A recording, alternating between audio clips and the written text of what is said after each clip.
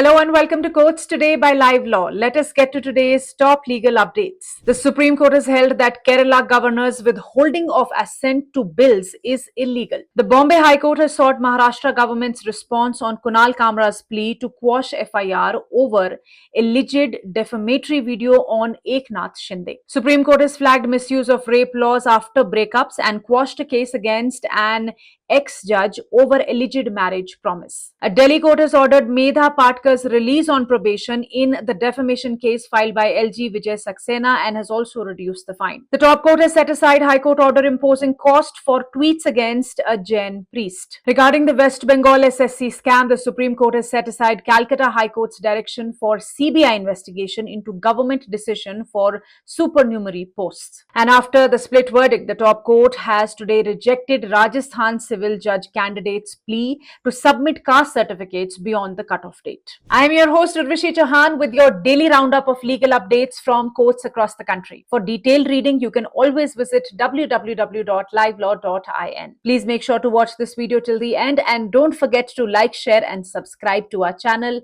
because your support means the world to us. Well, before I get to the details, here is an exciting opportunity for judiciary aspirants.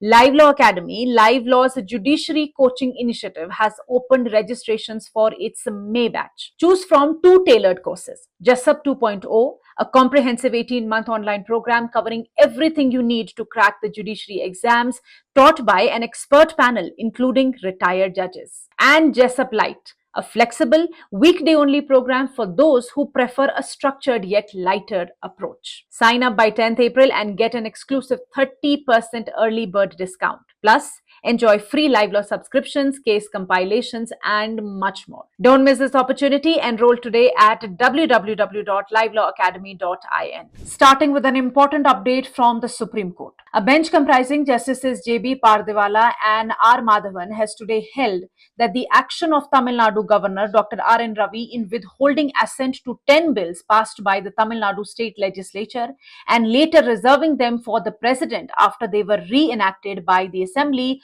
was illegal and erroneous in law and therefore liable to be set aside. The court noted that the governor had withheld assent for these bills, the oldest of which had been pending since January 2020, without communicating any decision to the Assembly, and only moved to reserve them for the President after they were reenacted by the legislature. The Supreme Court clarified that once the bills were passed again by the Tamil Nadu Legislative Assembly in a special session, they must be deemed to have received the assent of the governor. The court found that the governor had not acted with bona fide intention, as he had kept the bills pending for an unreasonable period and only chose to send them to the President shortly after the Supreme Court's earlier ruling in the Punjab governor's case, where it was made clear that governors cannot effectively veto bills by indefinitely delaying the assent. This judgment, authored by Justice Pardiwala, explained that under the constitutional framework, there is no concept of absolute veto or pocket veto. Article 200 of the Constitution outlines that the governor must either grant the assent to a bill,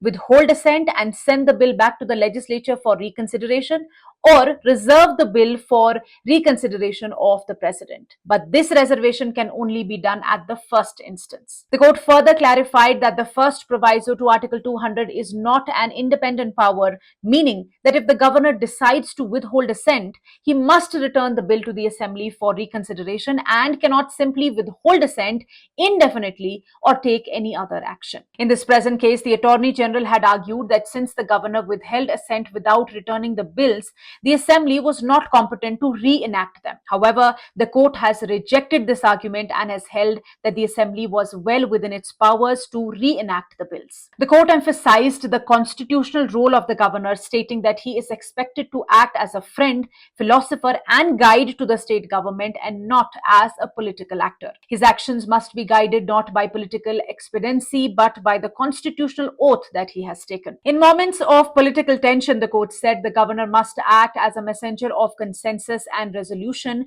using his wisdom and discretion to support democratic governance rather than obstruct it. Additionally, let me tell you, the court has laid down timelines within which governors must take decisions on bills sent by the state assemblies under Article 200, stressing that timely action is essential to uphold the spirit of responsible government under the Constitution. You can visit livelaw.in to read about this judgment in detail. Coming to an update on the Kunal Kamra matter. The Bombay High Court has today asked the state government to get instructions on comedian Kunal Kamra's plea to quash an FIR filed against him. You already know that the FIR was lodged after Kamra posted a satirical video and used the word Gaddar against Maharashtra Deputy Chief Minister Eknath Shinde. During the hearing, Kamra's counsel, senior advocate Navroz Sirvai, informed the division bench of Justice Sarang Kotwal and Justice Shriram Modak about the interim protection granted to Kamra by the Madras High Court, which, as you know, was extended yesterday till 17th April. But the main concern was getting the FIR quashed. Sirvai also highlighted that Kamra had offered not once but multiple times in writing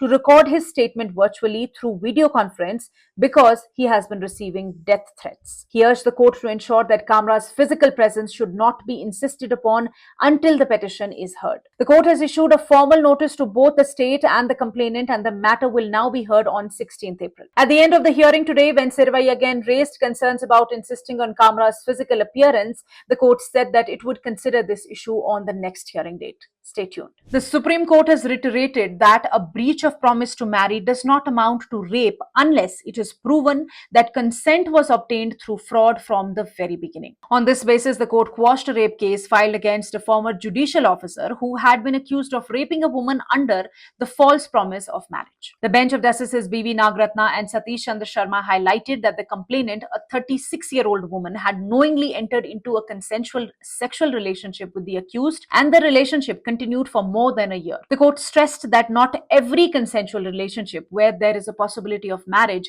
can be treated as a case of rape if the relationship later falls apart. It noted a growing trend of resorting to criminal proceedings when relationships turn sour, which amounts to an abuse of process of law. Accordingly, the court deemed it fit to quash the proceedings at the stage of framing of charges itself. Let me tell you, in this case, the woman's divorce case was pending before the accused judicial officer's court in 2014. During this time, the two grew close and entered into a sexual relationship, allegedly on the promise that the accused would marry her after the divorce. However, after her divorce was finalized, the accused allegedly cut off all contact, prompting her to file an FIR under Section 376, subsection 2F of IPC, that is rape by deceit and for cheating and criminal intimidation. The rejection of the accused's discharge application by the Sessions Court and the High Court led him to approach the Supreme Court. Setting aside the lower court's findings, Justice Sharma, writing for the bench, observed that the prosecution failed to prove that the accused never intended to marry the complainant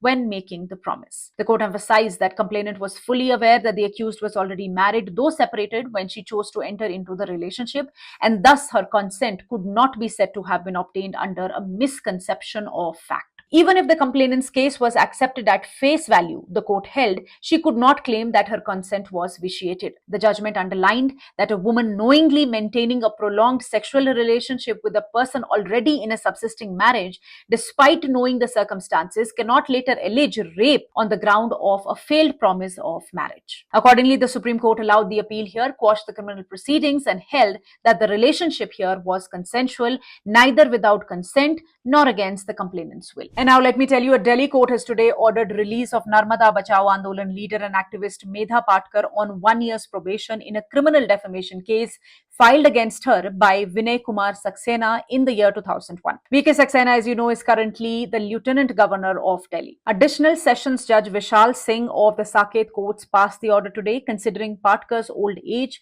her social standing, and the fact that she had no previous convictions. The court said that a jail term was not necessary in her case. The court also reduced the compensation imposed on Patkar from 10 lakh to 1 lakh, directing her to pay this amount to Saxena. Let me tell you, this defamation case arose from a press note issued by Patkar on November 25th, year 2000, titled true face of patriot. In the note, she alleged that Saxena was involved in Hawala transactions. She further stated that Saxena had given a check of 40,000 to the Lok Samiti, which later bounced because the bank account did not exist. Patkar also called Saxena a coward and not a patriot. In the year 2023, the magistrate court convicted Patkar for criminal defamation under Section 500 of the IPC. She was sentenced to 5 months of imprisonment and directed to pay 10 lakh as compensation to Saxena. While convicting Patkar, the court had found that her statements were deliberate, malicious, and aimed at damaging Saxena's reputation. The remarks about Saxena being a coward and alleging his involvement in Hawala transactions were considered defamatory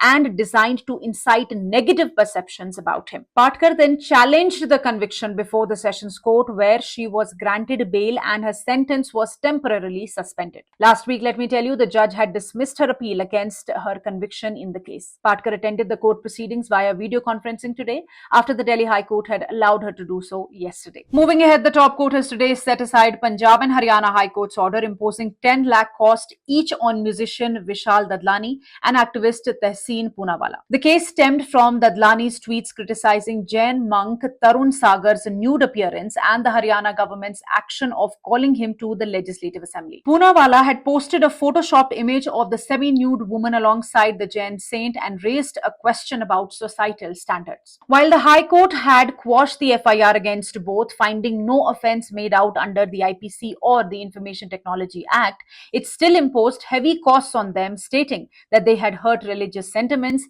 and should be deterred from mocking religious figures for publicity in future. However, a bench of Justices Abhay Ok and Ujjal Bhuya of the Supreme Court today observed that once the High Court found no offence, it should not have penalized the petitioners for exercising their fundamental right to speech. The Supreme Court disapproved of the High Court's remarks comparing the contributions of religious figure with that of the petitioners and said that courts should not indulge in moral policing. The court emphasized that the High Court should have applied the standard rule of costs follow the event, meaning that the losing party should ordinarily bear the costs and instead should have imposed the costs on the complainant. It also noted that the High Court might have been influenced by the fact that the criticism was directed at a religious leader, which should not have affected its decision. Moving ahead, the top court has today set aside Calcutta High Court's order that directed a CBI investigation into creation of supernumerary posts by the West Bengal government. In 2016, 25,000 appointments of teachers and non-teaching staff were made through the West Bengal School Service Commission. These appointments were later challenged, and as you are aware, last week the top court upheld